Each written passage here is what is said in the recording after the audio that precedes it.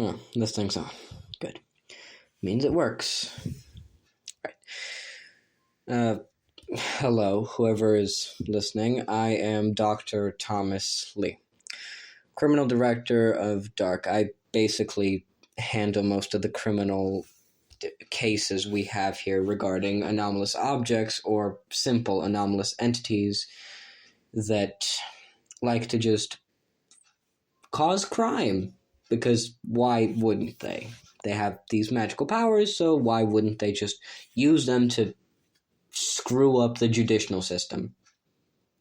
Anyway, this recording is regarding an interview with one Alison Markus, who used an anomalous object to conduct illegal fraudulent crimes and incredible acts of violence and crimes against humanity.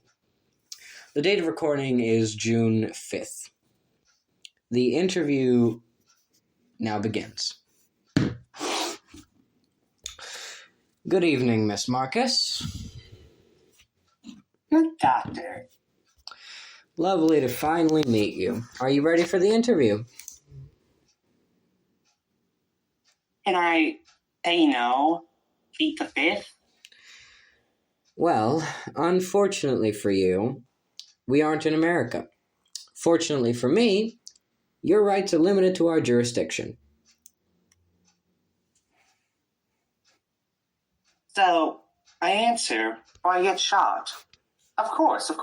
Makes complete sense. I know, doesn't it? So, let's begin with your extensive list of various crimes. Oh, goody. I was about to forget what they were. Please do remind me what my crimes are. So you're just going to deny these allegations knowing full well you were in possession of an anomalous object. It must have slipped my mind. You understand that, right, Doc? Yeah. Stuff always slips my mind, doesn't it? Yeah. I noticed you were not denying what I just said. Would you believe me if I said differently? No, I don't think I would. Probably good. I wouldn't believe me either. I'll tell you what you want to know. I'll answer it to the best I can. Thank you very much. Your cooperation is heavily appreciated, especially by me. All right, let's begin with this. Answer this question for me. How did you use this object to conduct your illegal actions? Well, simple answer. I got them to sign a piece of paper that was notarized by me. But simple answers aren't what you do here, is it, Doc?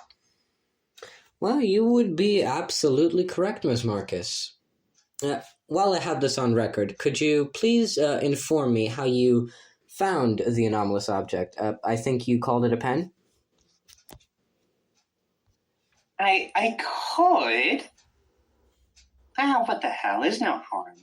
So, for context, I used to work for a delivery company, don't remember the name, and I was delivering a package to some old hag. At the time, I didn't have a pen for her to sign off on the package, so I just pretended to grab one from behind her ear, like that old magic trick people did to us as a kid. I stole the pen from the counter. It was just there. Funny, I admit. It just in a stationary little cup. It was weird when I was holding the pen. My head felt a little hazy when holding it. It was like grabbing at my head and trying to take something from it. I don't know how to explain it, but it was odd. Other than that, I stole it. Simply put. That's so. All right, then. We have that on record, so we can continue with this. Let's get back to your list of crimes. Explain how you did them. So, I'm sure you know what the pen can do. Anyone who holds it forgets what they've written. So, a contract made to give me rights to their body once they die. They become official organ donors. I get in as their next of kin, so I make the choice. I get paid, doctors get a fresh pair of lungs. Is that all? Not exactly. Just you wait to hear about the cannibalism. Wait, fucking what? I beg your finest pardon? My dear doctor, didn't you know? You are going to enjoy what I'm about to say. I really doubt I am. So, I soon found out after my first few bodies is that they give them back to me so I can decide whether or not to bury or cremate them. I tried to be a little respectful and I buried them. But my lovely business associates, TJ and AJ, reminded me that the dark web has a bunch of little freaks that eat human meat. Do you know what the market price for human meat is, Doc? $1,500 per pound. Can you believe it? If you work in my line of work, surprisingly, yes. Once you get rid of the liver, lungs, kidneys, heart, and so on, you are left with roughly 110 pounds of meat. Usable flesh to carve up and send over to my lovely clients. They're hungry. I'm glad to be their provider. Of course, I never practice in cannibalism myself. That's above me as a vegetarian. I can't stand not eating cheese. Do you like cheese, Doc? No, I'm lactose intolerant. Back on track. You mentioned your business associates. Who are TJ and AJ? They're lovely young lads. I hired them for my greatest client. He always went by HT? Never questioned it. For a pair of young men like TJ and AJ, they were tall and brutish. They would happily break anyone's legs for me as long as they got paid. Although, I did have ways of avoiding that payment. Would you mind explaining what do you mean? Well, I found out that you don't have to write on paper to forget something. I got the boys to accidentally draw a line on my arm with the pen, and they'd forget about me entirely. Then I'd talk to them and rehire them. I only had to pay them once every 3 months. They had to live somehow, after all. HT never asked for human receipts, thankfully. Only wanted me to give him human resources, as he called it. It's like he was collecting parts. Maybe he was. Hell, I don't care. He paid me very generously. That's all I could ever care for. Yeah, of course. I see now. Anything else? Let me think. Just checking my notes. Right. How many victims? In around 3 years of work, probably around 50 plus? Jesus Christ. Yep, that many to him. Kids go to heaven too, right? Excuse me? What? Did you think the only people I killed were adults? Kids also need organs.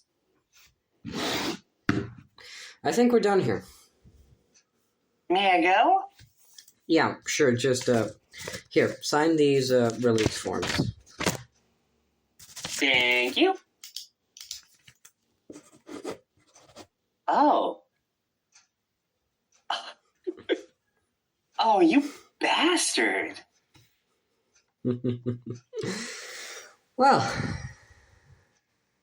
you are now officially a test subject, Miss Markus. Thank you for signing these papers. I'll just take that. Thank you.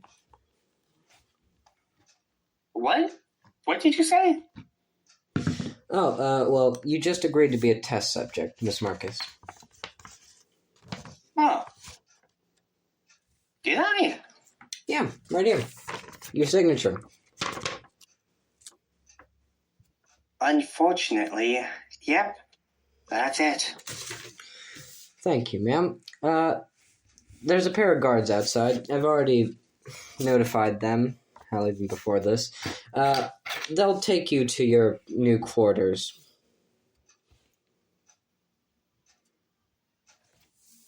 Thank you for joining me on this interview. The interview ends. So far, Miss Markus has been invaluable when it comes down to tests, at least, despite her incredible idiocy and stupidity, in my opinion. She's been at least good at cleaning some of the anomaly cells when we've gotten them out. I'm trying to make them as painful and labor-y as possible for her, so she suffers a little, because anyone who kills children in my book deserve to fucking die. Anyway, this is file D-0667-T.L1. More recordings will be done with Miss Markus regarding furthermore into the actions that she took. My associate, Jeremy Fisher, has told me that he recognizes one of the names in this file when I showed it to him, and he will be joining me next time when we interview Miss Markus. Other than that, the recording will continue in a moment. I need to get the other file for the supplemental. Listening on? Good. Still works. Supplemental. The anomalous object known as the pen has been documented into our system and finally organized with the interview of Alison Markus. We've decided the designation of this anomalous object shall be D-0667.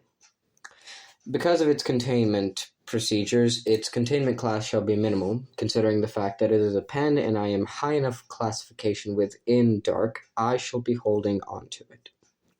It doesn't have any secondary containment features, so we don't have to focus on any infectious diseases or harbinging messages. It's not like it'll just get up and start writing on its own. Considering the fact that it is an inanimate object that needs a person to use it, its disruption class is subtle. While its danger level is, of course, notice. It is not difficult to ignore this. For those listening, it is a ballpoint pen with the numbers 5, 6, 7 on the metal part. That's, that thing on a pen after the tip thing. I don't know what it's called. I'll look it up later. It's about 5 inches long. Clicks and writes normally like a normal ballpoint pen, but other than that, nothing important worth of physical description. Other than that, it has an interesting ability to describe. Whatever is written with the pen is soon forgotten by the writer, whether a script, a contract, etc. The writer will forget as soon as they let go of the pen. As far as additional notes go, this pen was, in fact, taken from the said criminals that we had the interview with just now, Miss Alison Markus, who is in our custody and has been thoroughly judged and is now a test subject because of her crimes. Another important note I should probably add are the tests and special events that we put this pen towards. I'll begin with the tests. Let's begin. The pen isn't limited to paper for its effect to work. As long as the pen can write on a surface, the writer will forget anything regarding what they wrote on. And or what was written on the paper. But they will be condemned to listen to the contract they signed. It's some sort of weird, wacky voodoo magic, I presume. But they won't let me put that in the file, so I'll put it in the audio recording, because you can't skim out a tape now, can you? You can try. I won't let you, Terrence. Anyway, its effects range from complete amnesia to slight confusion on subject. We have made a test subject sign themselves. They soon dropped into a violent, suicidal deep depression after we told them what they had done. Results showed that they couldn't even remember their name, their family, and not even their own face until they saw the mirror. They almost forgot even how to move and talk. This test has been redacted for specific purposes. We will not be doing it again due to the extreme nature of it. This test subject is under incredible counseling right now, and I really hope they're fine. Regarding any special events, as follows. Many doctors, lawyers, notaries, real estate agents, and police were put into custody. They were found to be all corrupt, and they were aware of Alison Markus's actions. Alison did not make them write down a contract. They simply were bribed. So she used them. She just used them like pawns in her game.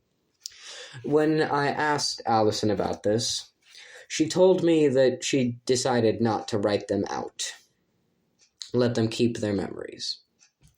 She used the term written out, like she just always did it. It's like, for example, writing someone out of a movie script. For example, a character who was supposed to show up, but they never did.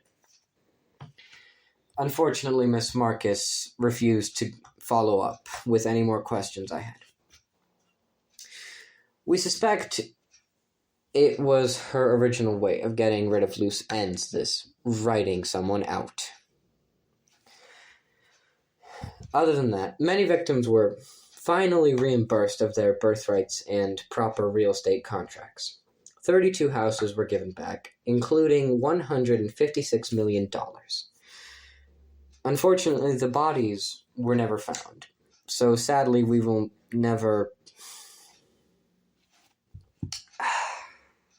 Who am I kidding?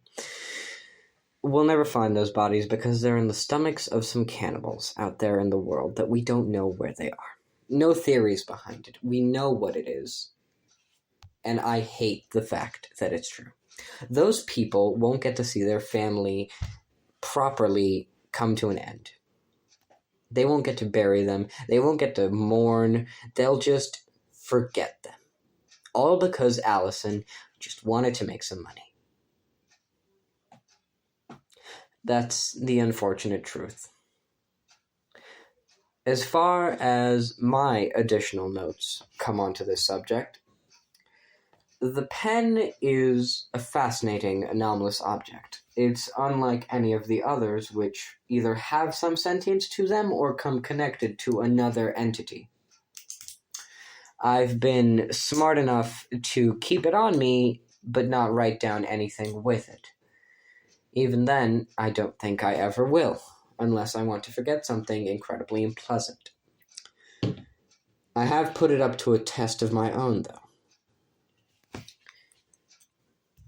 I decided to drink 15 shots of Jaeger. Write down on a piece of paper what I had done the previous day. Recorded an entire day's worth of actions in my home before I took the pen drunkenly and scribbled on the paper my signature. By the next day I woke up, it was not the alcohol that I felt. It was not the hangover that I felt from taking 15 shots of Jaeger. It was just a dreamless sleep that I woke up from. My theory is that whatever you write with on the pen makes your brain react to whatever you've written down. For example, you could say, I never had a nightmare yesterday. Write that down. Go to sleep. You will only have a dreamless sleep and wake up in the morning without a single question in your mind. This test was reckless and inappropriate of me to do, but it was done in my own private domicile, so it's fine for me to do it. Other than that, I thank you for listening. This has been Dr. Thomas Lee. Recording ends.